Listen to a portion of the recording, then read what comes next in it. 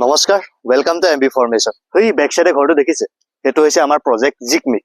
এই জিকমিকখন যদিও এটা আছাম টাইপৰ ঘৰ, ইয়াত কিন্তু বহুত কমপ্লিকেচি কৰি এই ঘৰটো ডিজাইন কৰা হৈছে। এবাৰ ভালকে চাওক, দুই চাইডে দুটা টাৱাৰ আছে। এই টাৱাৰ দুটা কিন্তু আমি M20 গ্ৰেডত কাষ্টিং কৰিছিলো। যেতিয়া আপুনি ওপৰৰ যোনখিনি লেভেল দেখিছে, তাত এখন স্লেব আছে। আৰু এইটো যে আছাম টাইপৰ ঘৰ, সেইটো কিন্তু দূৰৰ পৰা আপোনালোকে ধৰিব নোৱাৰে। RCC নে আছাম টাইপ একো গম নাপায়। এই ঘৰখিনি বহুত ক্ৰিটিকেল বনোৱাত, আৰু ইয়াত আপোনালোকক এজন ইঞ্জিনিয়াৰ পৰামৰ্শ লাগিবই লাগিব।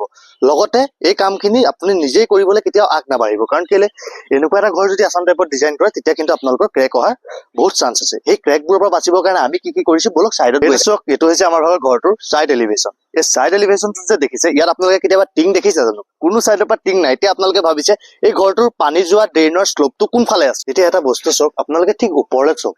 ওপৰত দেখিছে স্লেবখনত আমি ড্ৰপো প্ৰভাইড কৰিছো, আৰু এই যোনখন স্লেব হৈছে, এই স্লেবখন অতি ক্ৰিটিকেলকে ডিজাইন কৰা হৈছে। ইয়াত এটা আপোনাৰ 10 ইঞ্চিৰ বিম আছে। এই বিমটোত 16 mm ৰড ইউজ কৰিছো, যোনটো আমাৰ টেনচন জোনত 16 mm আছে। আৰু 16 mm টেনচন জোনৰ পৰা ইয়াত যোনটো স্লেবৰ ৰড দিছো, এটা লৈছে 12 mm। 12 mm দিয়াৰ ফলত ইয়াত যোনখিনি আমাৰ ব্ৰিকৰ লোড আছে, ব্ৰিকৰ লোডখিনি এই স্লেবখনে ল'ব পাৰিছে, আৰু আমাৰ জীৱনত ক্ৰেকটো নেদেখো।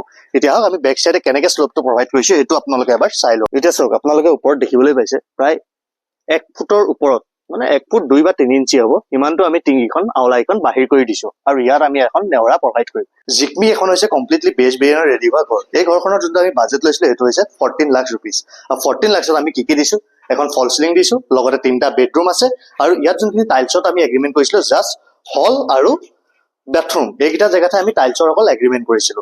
এতিয়া আৰু এটা কথা মনত ৰাখিব, এই ঘৰটোত দুৱাৰ খিৰিকী উইণ্ডো আমি গোটেইখিনি বস্তু যদি বেছিক নিড আছে, বেছিক নিড খিনি দি দিছো, খালি পেইণ্টৰ এগ্ৰিমেণ্ট কৰা নাই। চ' সেইকাৰণে ঘৰটো 14 লাখৰ ৰেডি আছে। আৰু যদি এই ঘৰটো ফুল ফিনিচিং কৰিব দিয়ে, তেতিয়াহ'লে 20 লাখৰ ভিতৰত এই ঘৰটো ৰেডি হৈ উঠিব। যদি আপোনালোকেও বনাব বিচাৰিছে এনেকুৱা এটা ঘৰ, তেতিয়া তলত দিয়া নম্বৰত যোগাযোগ কৰক। Thank U.